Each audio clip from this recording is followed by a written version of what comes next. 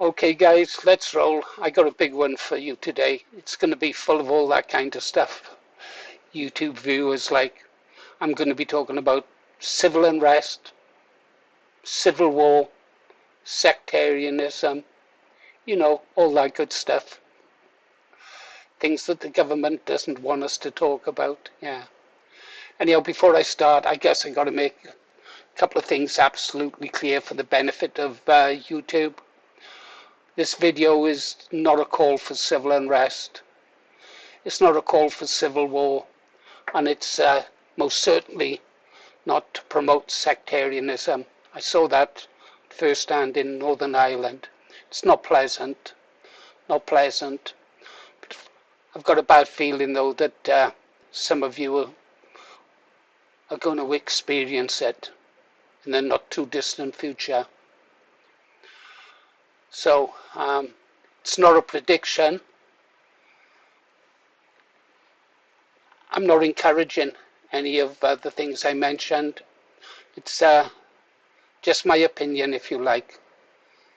What I think civil unrest would mean if Britain ever reached that point. Personally, I think it will. When, I don't know. But there's something in the air, isn't it? As the song goes, you can feel it. Anyhow, something else I have to make clear. The differences between civil unrest and civil war. They're not the same. Civil unrest is large-scale disorder. We've started to see it all over the place, haven't we? Protests getting out of control, riots, roadblocks, dispersal notices, police lines, businesses closed, public transport stopped, frightened families, ordinary streets suddenly becoming places of fear. Our streets in the cities, well, all over the country actually, have become places of fear for many young ladies. They're too frightened to go out and walk alone at night, or even in daytime now. No, that's civil unrest. Civil war is something much darker. Civil war, two sides opposing each other, left against right perhaps. Civil war means organized armed conflict. Inside a country, rival factions, territory being fought over, divided institutions, and in the worst case, and this is the worst case, neighbor against neighbor, brother against brother, father against son. Yeah, civil war is not good.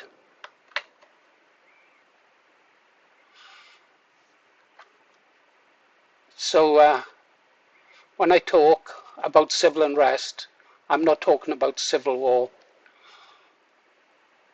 I'm not suggesting Britain is heading for civil war. I'm talking about something different.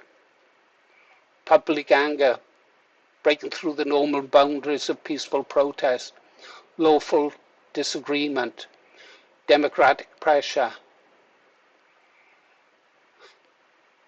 Trouble is, it has consequences.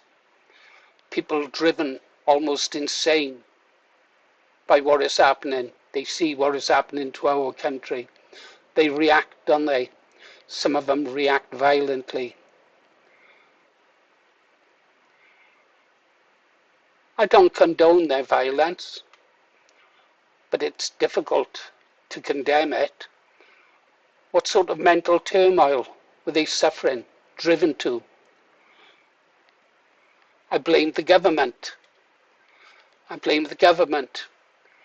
I'm not blaming the people who've come to this country to exploit it.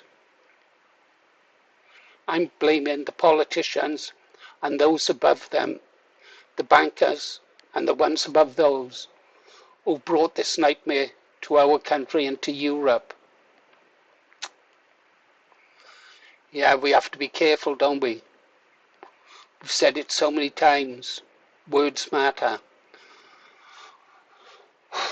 Words really do matter.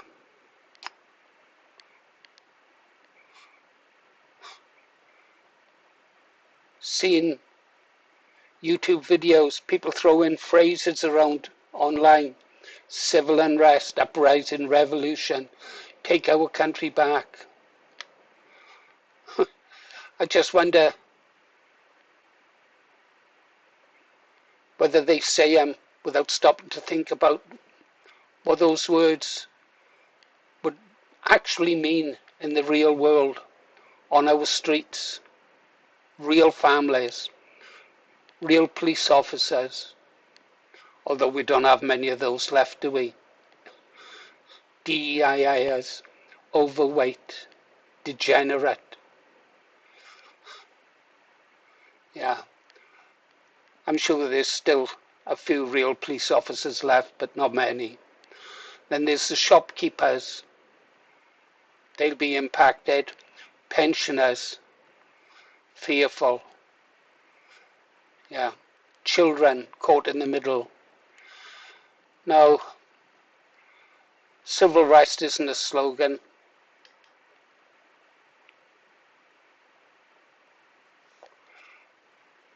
I got a dramatic thumbnail, I suppose. Oh, well, it's a dark, foreboding thumbnail, isn't it? The background image. No, civil unrest is not something decent people, intelligent people should wish for lightly. You know, I've seen sectarianism at first hand, but once a society loses control of the streets, even for a short time, nobody can fully control what happens next, can they?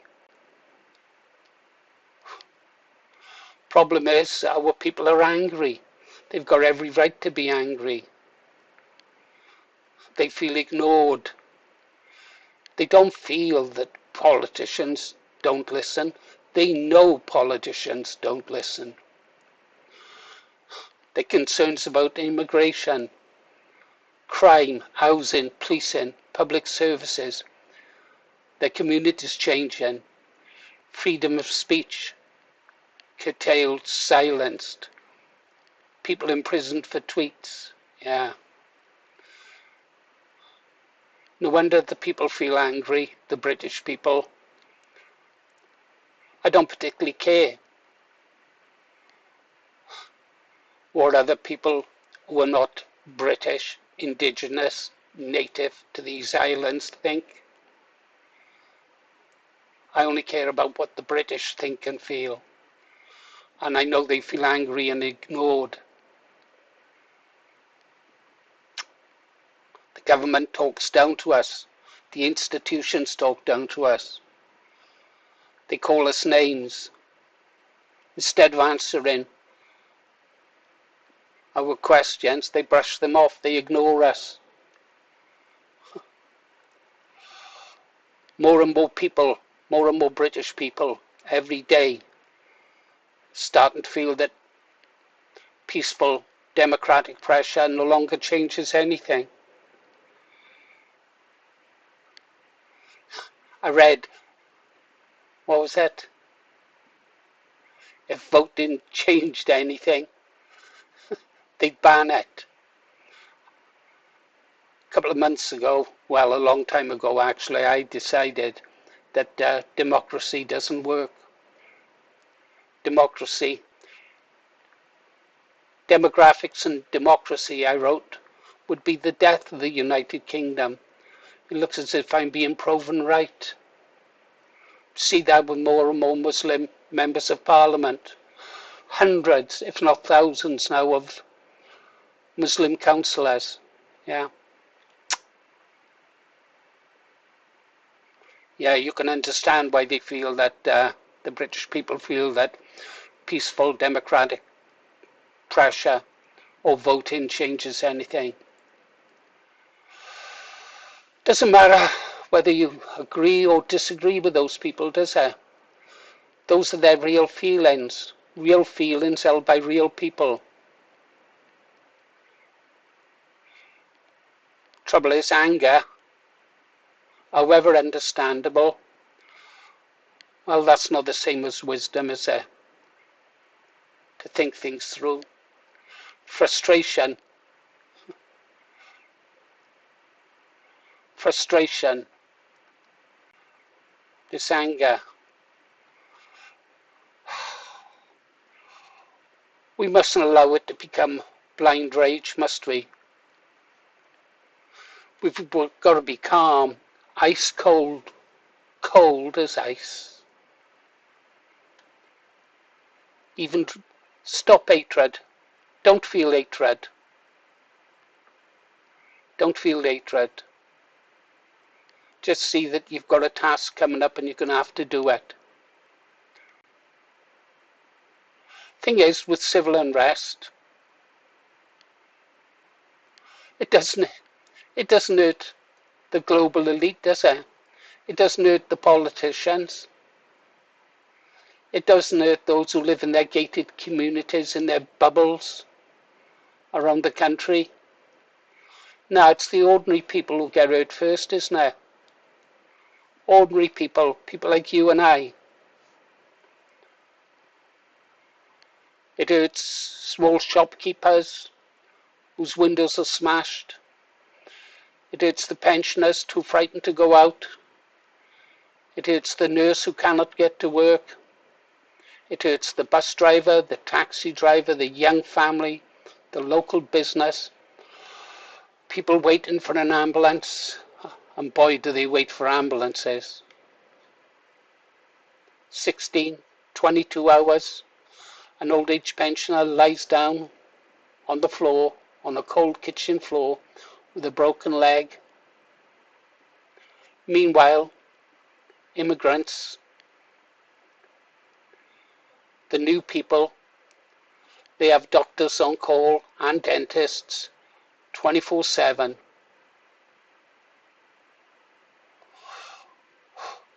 The girl walking down the street at night, or even in the day, she just happened to be in the wrong place at the wrong time. And now there's so many wrong places, and every time of the day is now wrong.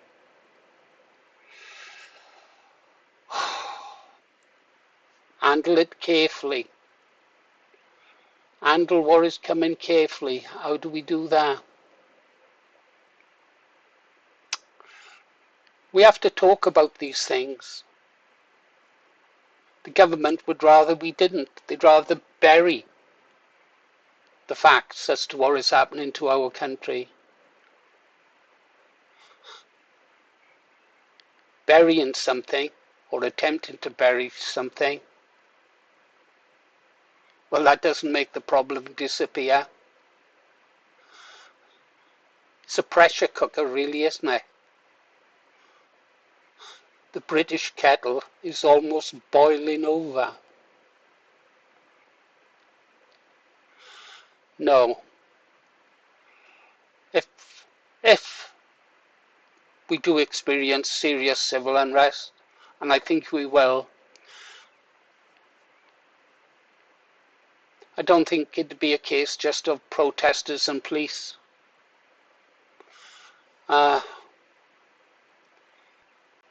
It's going to expose really the different tensions between what we'll call different communities, or if you like, them and us. Us being the British people. Now I got to choose my words carefully, haven't I?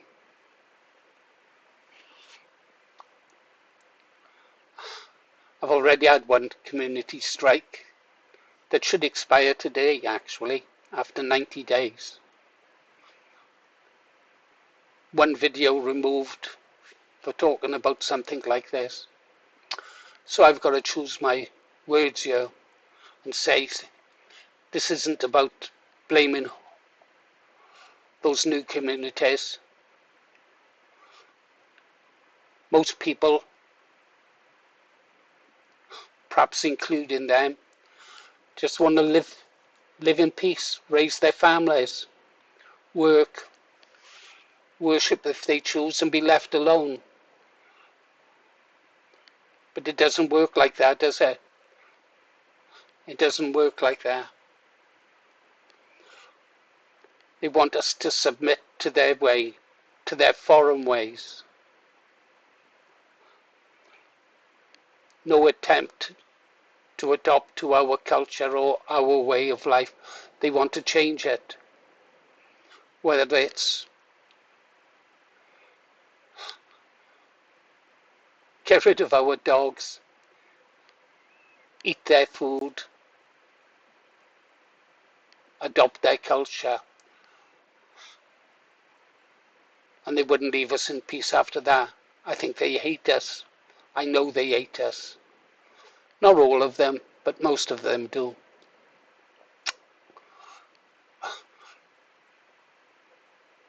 They say we've got all these different communities here.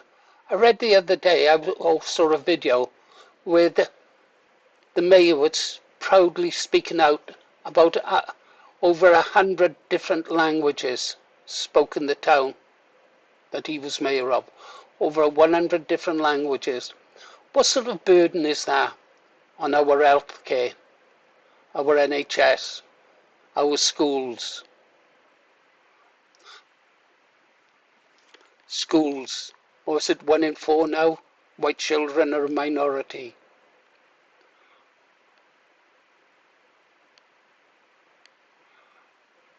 And they don't just hate us. They hate anyone who's not part of their tribe. Yeah. Old grievances going back hundreds of years. And they brought those grievances to our country. We got racial problems, religious problems, national. Look at the war in the Middle East. That's landed on our shores. Tribal, political. Like I said, these problems have gone back generations and they've brought their problems to our country. They've been allowed to bring them to our country.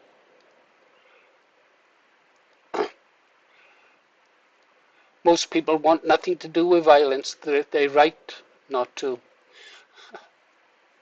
It's funny, isn't it? The ones who always seem to speak out against war are the veterans, the ones who've experienced it.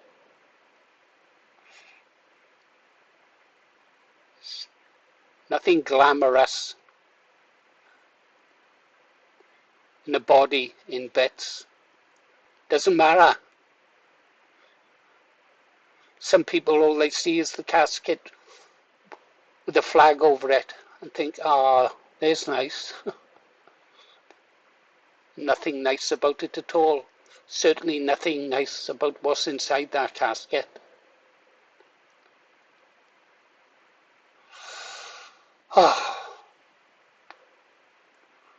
Once it begins, people don't always stay focused on the original issue.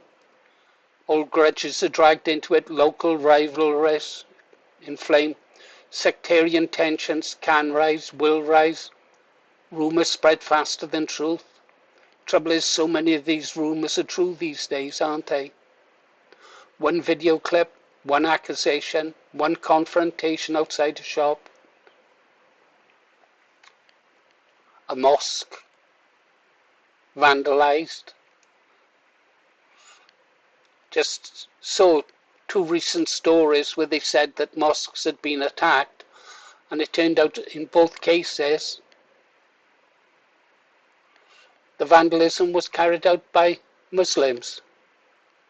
Whatever reasons they done them, I don't know.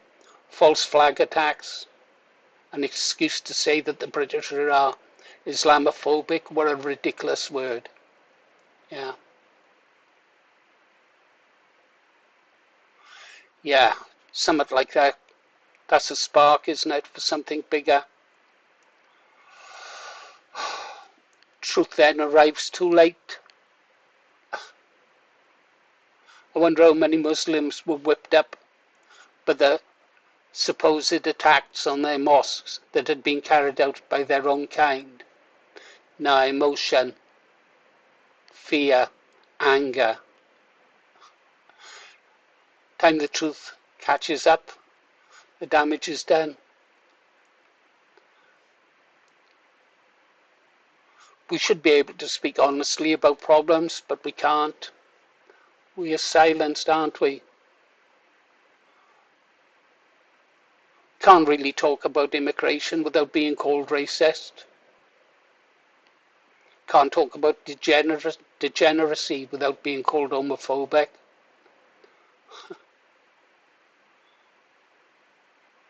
Can't even really talk about crime. Can't talk about policing, what they do. Our own police force is against us. Our own police force is against us. We should be able to talk about these things, but we can't. We can't talk about the cultural changes that are taking place, the cities we've lost. Community tensions, they say, we've got to reduce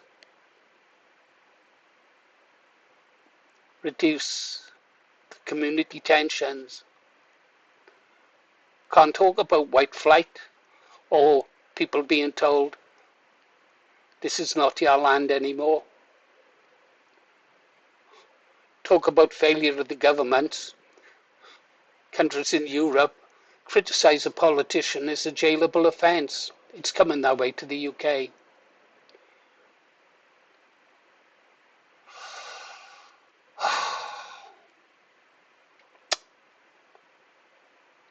Pause, Paul.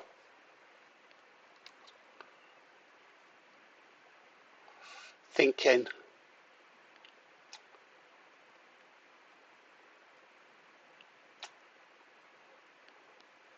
What would this civil unrest be like? What would it look like in Britain? Let's have a look at the cities, the cities we've lost, where white people are a minority. Yeah, what would it be like in the cities? Well, they'd feel it first, wouldn't they? London, Birmingham, Manchester, Liverpool, Leeds, Cardiff, Glasgow, Belfast, Bristol, Leicester, Sheffield, Newcastle. Large immigrant populations, colonisers. Yeah, large cities though, they're complex machines. They depend on transport, shops, deliveries, hospitals, emergency services, schools. Thousands of ordinary people doing ordinary jobs.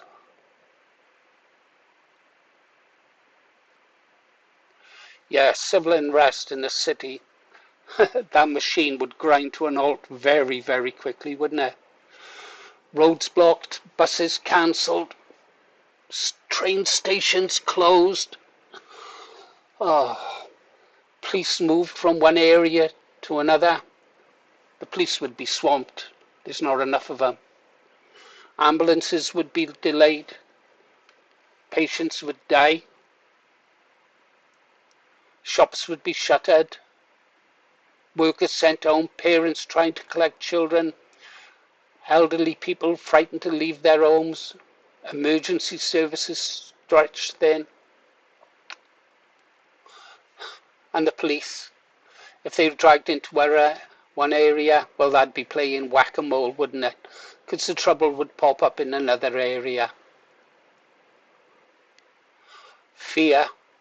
There'd be fear amongst the white population, that's for sure. The minority white population in those cities, they already know how much their so-called neighbours hate them. Rumours would spread. That would create more fear. Fear then would create another rumour.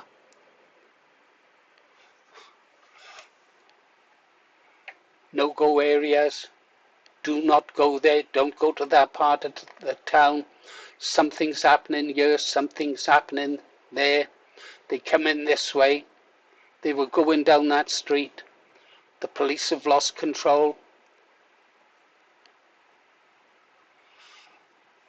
Some of those messages would be true. Some would be half true. Some would be completely false. In a tense situation, people often act on what they fear, not on what they know. Panic would spread.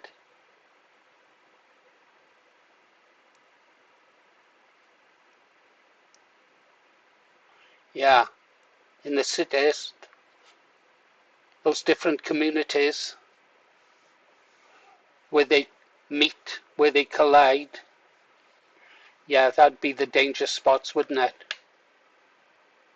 Because people then would see their neighbours as being part of a different tribe. Yeah, streets would be divided, local shops would become targets,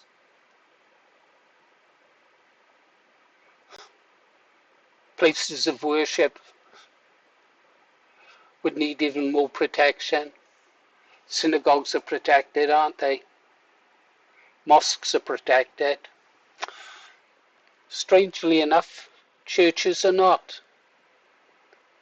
Thousands and thousands of our churches have been burnt to the ground all across Europe in the last 50, 60 years.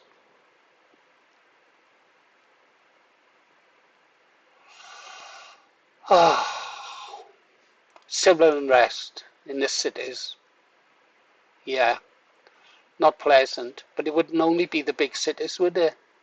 The suburbs, the shires, the countryside, people up the valleys like me.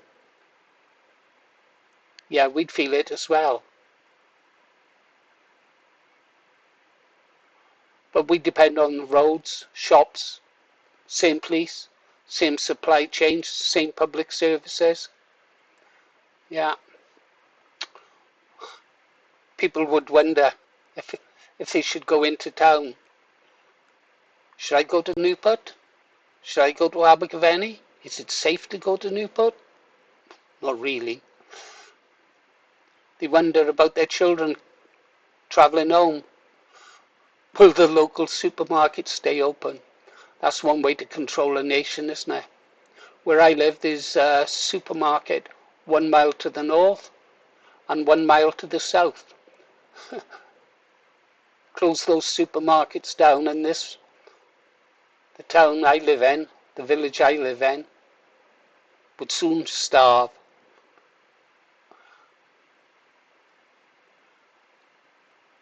They wonder if the police would be available, but the police would be off in the cities, wouldn't they?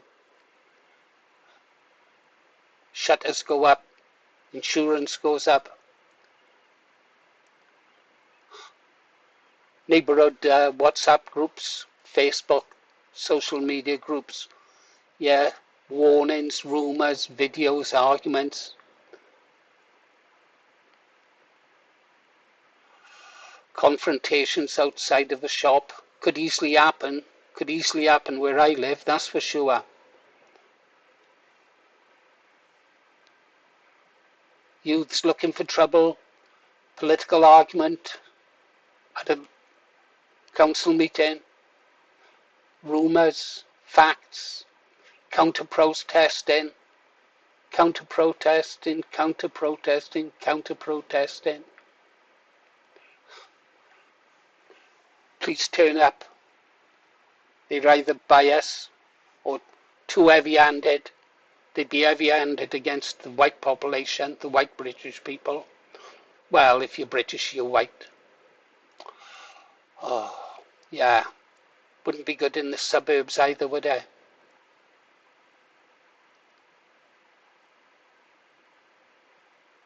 Pause, Paul. I'll try to bring this to a close.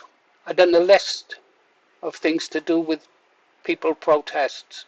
How to protest peacefully. Peaceful pressure. Not surrendering. Not cowardice. Certainly not by pretending everything is fine. Lawful, peaceful, disciplined protest.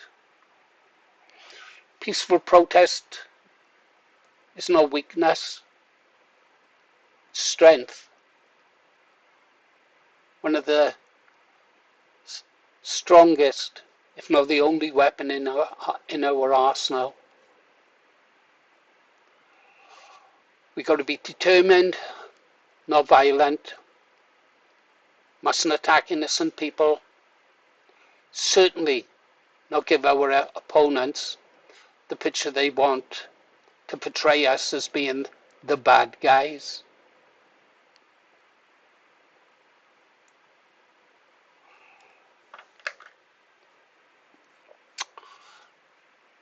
I think our strength is ordinary people organising, and they're starting to do that now, aren't they? Documenting, questioning, writing, speaking, filming, challenging councillors, challenging MPs, supporting lawful campaigns, petitions, public meetings, local elections, national elections. Although I don't think those will do anything.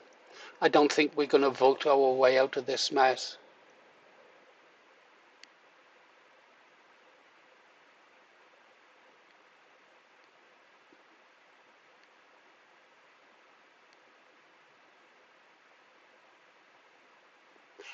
Paul's Paul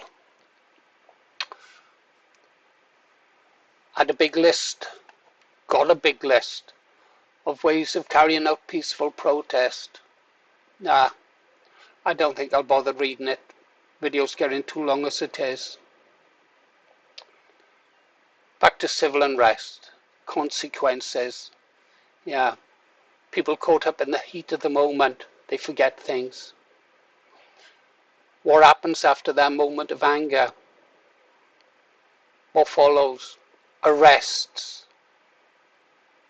injuries, court cases, prison sentences, lives ruined because they reacted, a British person reacted to what is happening to our country. Yeah, ruined lives. Businesses never reopen. Communities, well, we'll never trust each other really because we're tribal. Children, growing up, children who remember being afraid. Elderly don't feel safe walking to the shops. Women don't feel so safe walking to the streets. Families divided by politics. Friendships ended by accusations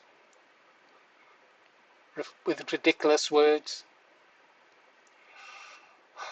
Yeah, what will it achieve, this civil unrest? Nothing good. British people are angry. I think the British people believe that peaceful change is no longer possible. Rupert Lowe said we've got to expect pain. Yeah, real pain. Some of us physical pain, financial pain. Well, what did they expect? The government sneering at us and expect us to be loyal and go fight their wars for them. Totally insane. They can't dismiss our concerns as just hatred. Expect us to understand them. You can't avoid hard conversations. A country needs trust, we've got none left. Country needs fairness. We got two-tier policing instead. Equal justice, we don't get that. Honest debate, we can't have debate. We're imprisoned for trying to promote honest debate. Country needs leaders who listen, but they don't listen, which is why we are looking towards men like Rupert Lowe to save us.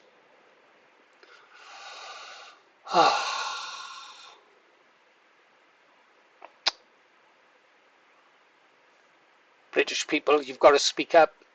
You've got to organise. Young men especially, you'd better start getting fit. Question everything. Challenge. Try to protest peacefully, but demand answers. Make sure you use your voice. with his elections, well, vote. Carry a camera, carry a pen. If you've got a YouTube channel, use it. Use every lawful tool available. Don't attack innocent people.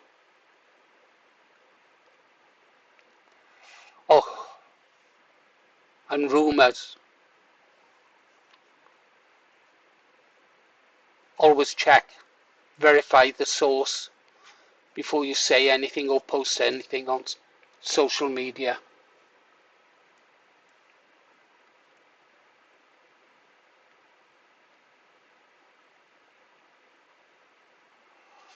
No, we don't want civil unrest. Peaceful protest. Public pressure on the government, the councils. Our protests have to be disciplined. We got to make the politicians answerable.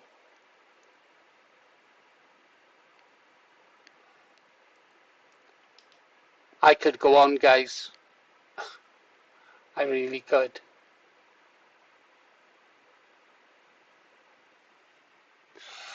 I don't know. I think I'll do a video on Japan instead. You've been listening to Paul Morris, The Green Arrow. Aim high, vote low, restore Britain. See you on the next one.